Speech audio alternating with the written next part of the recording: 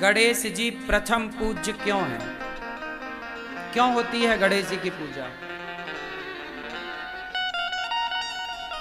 एक बार भगवान शंकर जी ने, माता पार्वती ने, सभी देवताओं ने कहा कि पृथ्वी की परिक्रमा जो सबसे पहले करेगा संपूर्ण, वह पहला बुद्धिमान कहलाएगा। कार्तिकेय जी मोर पर बैठ के उड़ गए, पर गणेश जी का वाहन चूहा, चूहा कैसे परिक्रमा लगाए? मोर तो बहुत तेज दौड़ता उड़ता है, चूहा कैसे चले? तो गणेश जी ने अपने माता पिता की परिक्रमा लगाई, और जब परिक्रमा लगाई तो कार्तिकेय जी सब परिक्रमा लगा के आए और हंसने लगे कि देख तू तो गया ही नहीं। तब शंकर पार्वती ने कहा कि इसने तो पृथ्वी की परिक्रमा 4 बार की, 4 परिक्रमा। कार्तिकेय जी बोले मैं 1 बार करके आया, इसने 4 बार कैसे कर ली? बोले माता पिता में ही संपूर्ण विश्व समाया हुआ होता है, क्योंकि माता पिता से ही ये संसार का जन्म हुआ है हम सबका। तो माँ बाप की एक परिक्रमा लगा देने से संपूर्ण पृथ्वी, संपूर्ण तीर्थों की परिक्रमा लगाने का फल प्राप्त हो जाता है। तब से गणेश जी को प्रथम पूज्य और बुद्धिमान माना गया। समझ में आई? तो गणेश जी ने माता पिता की सेवा करी, माता पिता की परिक्रमा की। आप भी गणेश चतुर्थी को गणेश जी बिठाओगे या गणेश जी का पूजन में सम्मिलित होगे तो प्रेरणा यही लेना कि जैसे गणेश जी माता पिता के भक्त हैं, हम भी अपने माँ बाप के भक्त बने, हम भी अपने बड़ों का सम्मान करें, हमारे बच्चे भी माँ बाप के भक्त बने, हम सब अपने बड़ों का, बुजुर्गों का खूब खूब आदर करें, सम्मान करें। तो इसलिए गणेश जी की प्रथम पूजा होती है। ठीक है? गणेश जी का वाहन क्या है? चूहा क्यों है?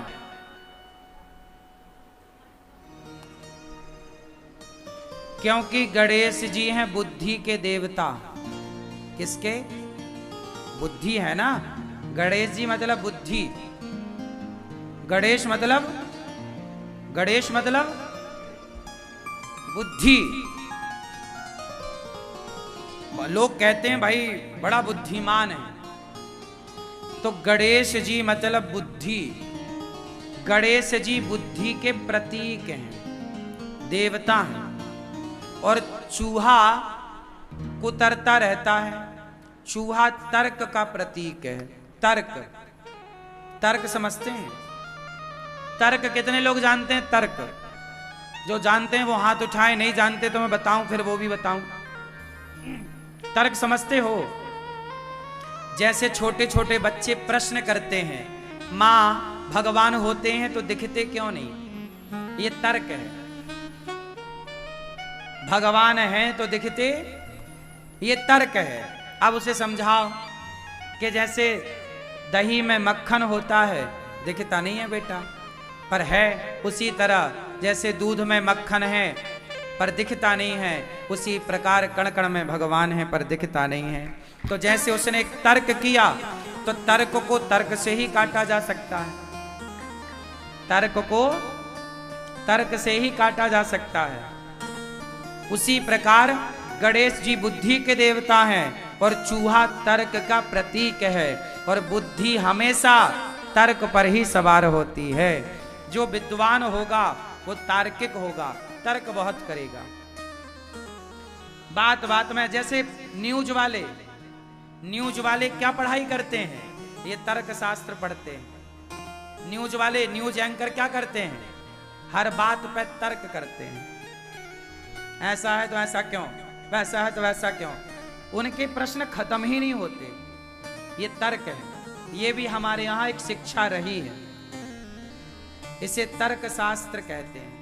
और विद्वान वही जो तार्किक हो। इसलिए तर्क करना अच्छा है, सवाल करना अच्छा है। छोटे छोटे बच्चे बहुत सारे सवाल करते हैं, आप लोगों को आता नहीं है तो आप चुप करा देते हो, चुप रह। बच्चों को चुप नहीं कराना चाहिए, बच्चों के हर सवाल का जवाब देना चाहिए। जितना सवाल पूछेंगे बच्चे उतने बुद्धिमान होंगे, और जितने कम सवाल पूछेंगे मतलब उतना बुद्धू है।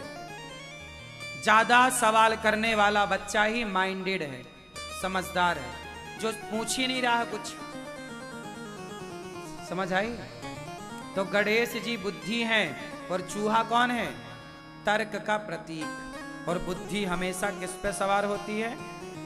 जोर से, तर्क पे।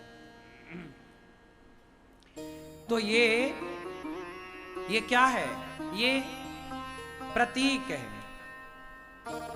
सिंबल। जैसे बीजेपी ने अपना चुनाव चिन्ह रखा कमल, कांग्रेस का अपना चुनाव चिन्ह है, फलानी पार्टी का अपना चुनाव चिन्ह है। उसी तरह ये प्रतीक है ना। जैसे हमारे यहाँ अभी नया राष्ट्र प्रधानमंत्री जी ने वो बनवाया सांसद भवन, उसमें एक सेंगोल रखा गया, सेंगोल को स्थापित किया गया। वो सेंगोल क्या है? धर्म का प्रतीक। उसके ऊपर एक नंदी बने हैं, ध्यान से देखा हो, वो नंदी धर्म का प्रतीक है। हाँ या ना? उसी तरह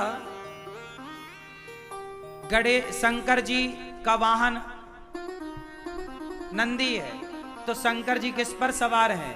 धर्म पर, क्योंकि नंदी धर्म का प्रतीक है। तो शंकर जी धर्म पर सवार हैं, गणेश जी तर्क पर सवार हैं। दुर्गा, शेर किसका प्रतीक है? बोलो। दुर्गा किस पर सवार हैं? शेर बलशाली है, बलवान है, राजा है, शक्ति का प्रतिनिधित्व कर रहा है। तो दुर्गा शक्ति पर सवार है। मानो दुर्गा कहती हैं कि हर नारी को शक्तिशाली होना चाहिए, शक्ति पर सवार है। शेर शक्तिशाली है। आजकल की लड़कियां बिल्कुल जूजू हो जाती हैं, चूहिया से डरती हैं। अरे नारी को शक्तिशाली होना चाहिए। आप अपनी रक्षा खुद कर सको, अपनी बेटियों को इस लायक बनाओ, इतना पढ़ाओ लिखाओ, काबिल बनाओ, झांसी की रानी बनाओ, बेटियों को शक्तिशाली बनाओ। शेर पर क्यों? तो ये दुर्गा शेर पर सवार है। दुर्गा माँ है, और माँ के बेटे कितने हैं? हम सनातनी कितने भाई हैं? क्यों, आप कितने भाई हो? ये भैया, हाँ, आपके बगल में आप कितने भाई हो? कौन कौन? बताओ भाइयों के नाम। नहीं पता? बस हो 4, सुन लिया, नकल कर ली, 4 बोल दिया। हर जगह नकल चलती है। आप कितने भाई हो? 8, 4। कौन कौन?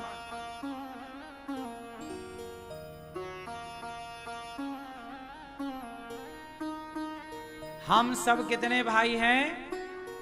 4 भाई हैं। हम सब 4 भाई हैं, ब्राह्मण, क्षत्रिय, वैश्य और शूद्र। हम चारों जिस दिन संगठित हो गए, क्या मजाल के कोई भारत की तरफ आंख उठाकर देख ले। लेकिन हम संगठित नहीं होते, जातवाद पर लड़ते हैं। दुर्गा मैया शेर पर सवार हैं, और दुर्गा मैया के हाथ कितने हैं? 8। और 4 लोगों को खड़ा करोगे तो 8 हाथ हो जाएंगे। दुर्गा मैया बोली, जिस दिन तुम संगठित हो गए उस दिन तुम शेर को भी वश में कर लोगे, शेर की सवारी कर लोगे। ये शेर का शासन है, शेर पर शासन किया मैया ने। मतलब कहा कि आप संगठित रहोगे तो शेर भी आपका कुछ बिगाड़ नहीं सकता, और संगठित नहीं रहोगे तो गीदड़ भी आपका शिकार कर लेगा। बोलो हाँ। अच्छा ये बताओ, आप सारे लोग इकट्ठे होके जंगल में जाओ तो क्या कोई आपका शिकार कर सकता है? और आप एक एक से जाओ तो लौटोगे? भेड़िया खा जाएंगे आपको? बोलो हाँ। नहीं। और आप जरा 50 लोग इकट्ठे हो जाओ, 4 लोग इकट्ठे हो जाओ, अच्छा, और 4 लोग कहीं जाओ तो कोई भेड़िया कोई शेर आपको पराजित नहीं कर सकता। 4 हो ना, और अकेले हो तो बचोगे नहीं। तो संगठन में शक्ति है कि नहीं? बोलो। इसलिए सारे हिंदुओं को, सारे सनातनियों को संगठित रहने की जरूरत है, वरना अंग्रेजों ने, मुगलों ने 700 साल तक गुलाम तुम्हें इसलिए बनाया कि तुम जातवाद पर आपस में लड़के मरते रहे। संगठित होते तो क्या मजाल मुगलों की, क्या मजाल अंग्रेजों की कि तुम्हारे भारत की तरफ आंख उठाकर देखें। बात सही है कि गलत है? तो जहां सुमति तहां संपत्ति नाना, जहां कुमति तहां विपत्ति निदाना। आपका परिवार भी, आपके घर में भी संगठन होना चाहिए। सास ससुर, पति पत्नी, बेटा बेटी, जेठानी देवरानी, पूरा परिवार संगठित। जिसका परिवार संगठित है वही लोग आज तरक्की कर रहे हैं, और जो आपस में लड़ रहे हैं वो तो कोर्ट कचहरी के चक्कर काट रहे हैं, वो तरक्की थोड़ी कर रहे हैं। आपस में लड़ोगे तो तरक्की क्या करोगे? आपस में संगठित होके प्यार मोहब्बत से रहोगे तो काम धाम करके पैसा कमाओगे, इज्जत कमाओगे, नाम कमाओगे। आप जो लड़ते हैं, याद रखना, मेरी एक बात कान खोल के सुन लेना, समझदार लोग कभी लड़ते झगड़ते नहीं हैं। जो लड़ते झगड़ते हैं वो बेवकूफ लोग होते हैं, 1 नंबर के घटिया किस्म के आदमी, 3rd क्वालिटी के लोग। लड़ाई झगड़े में हम लोग पड़ते ही नहीं। लड़ेंगे कि अपना काम करेंगे? बताओ, काम करें कि लड़ें? लड़ने लग जाएंगे तो काम नहीं कर पाएंगे। तो जो समझदार लोग होते हैं वो लड़ाई झगड़े में नहीं उलझते, किनारा पकड़ लेते हैं लड़ाई झगड़े को देख के। हाँ, लड़ना है तो भाई से क्यों लड़ना? लड़ना है तो जेठानी देवरानी से क्यों लड़ना? लड़ना है तो पति और पत्नी से क्यों लड़ना? लड़ना है तो माँ बाप से क्यों लड़ना? लड़ना है तो भाई से क्यों लड़ना? अरे लड़ना ही है तो आओ हम सब मिलके अपने अपने भीतर की बुराइयों को लड़ करके समाप्त करें। हमारे भीतर ना जाने कितनी बुराइयां हैं, काम, क्रोध, लोभ, मोह, अभिमान, ये सब हमारे भीतर की बुराइयां हैं। हम अपने भीतर की बुराइयों को लड़के खत्म करें। आपसे लड़के क्या पाएंगे हम, और आप हमसे लड़के क्या पाओगे?